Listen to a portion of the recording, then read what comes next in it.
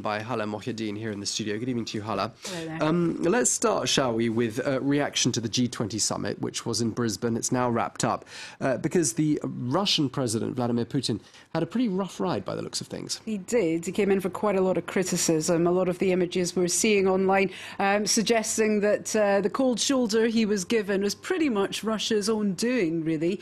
A lot of people saying that, you know, he did need to get out of Ukraine. He's only got himself to blame.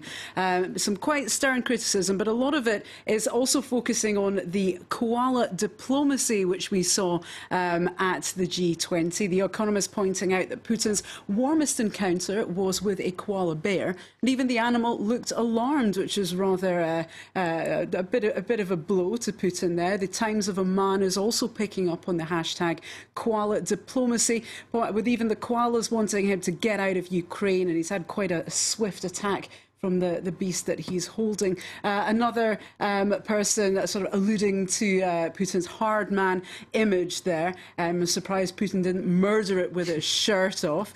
So quite some strong criticism there. If you've been criticised on the animal front, I mean, it really is a bit of a blow. But in his defence, Huffington Post is showing photos of the other leaders with their attempts with the koala. You can see Angela Merkel here didn't even get her koala into her arms. He doesn't look particularly happy there. Neither does she, it has to be said. And if we look at this commentator here, he's pointing out that there wasn't a picture of François Hollande with his koala. Does that mean that France has lost its influence? So it's another interesting take there.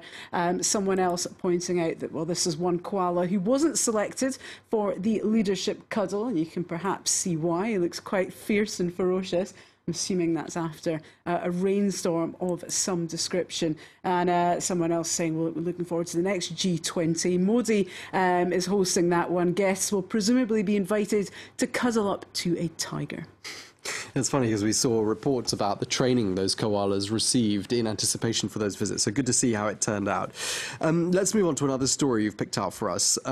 The fight against Ebola hasn't ended yet. In fact, some countries just starting to report new cases of it. But it looks like the fight against it's had some celebrity endorsement. That's right. There was a lot of talk of this over the weekend. In fact, the single's now been released. This is, of course, the Band-Aid single released under the tag Band-Aid 30. That's the hashtag which is trending quite wildly. That single has now been released, and within minutes of the premiere of the video, that was late on Sunday night, they've said over £1 million has been raised so far. That was Bob Geldof saying that sales have been quite staggering for this effort. He's been describing the sales as manic, and it's a pretty good start if you're raising in excess of £1 million within 5 minutes of the release. Now, they're likely to jump even further as that campaign gains a bit of traction, particularly since it's due to be released in France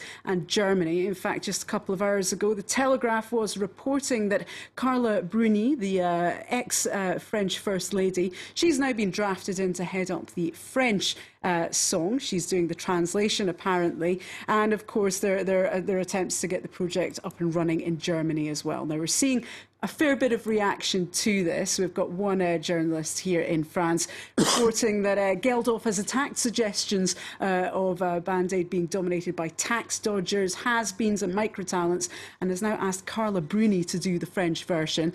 Some comment on the actual single that's been released so far. Someone saying you should buy it and then delete it because it's a terrible song. Again, being released under that hashtag Band-Aid 30. But there's lots more criticism being emerging. Of course, this has been reported in the French press as well as in the English language ones. That's Adele, the superstar who sang the Bond single.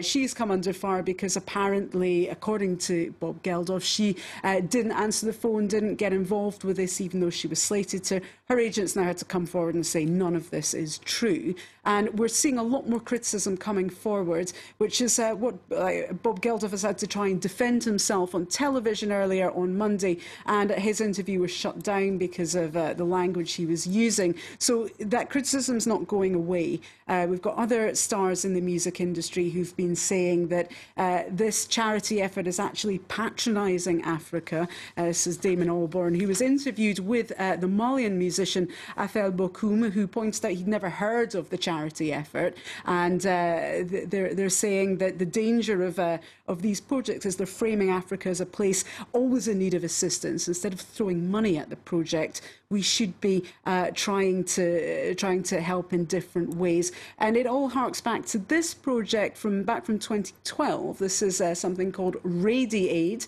This is when a group of Norwegian activists got together. We can see there's a little clip with frozen here.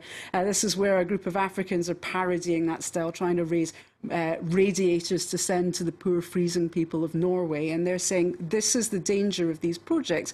If everybody in Africa watched this video, what image would they have there? But even though there's criticism in this piece from Al Jazeera, this commentator's pointing out that you have to praise any effort which is helping to fund a drastically underfunded crisis.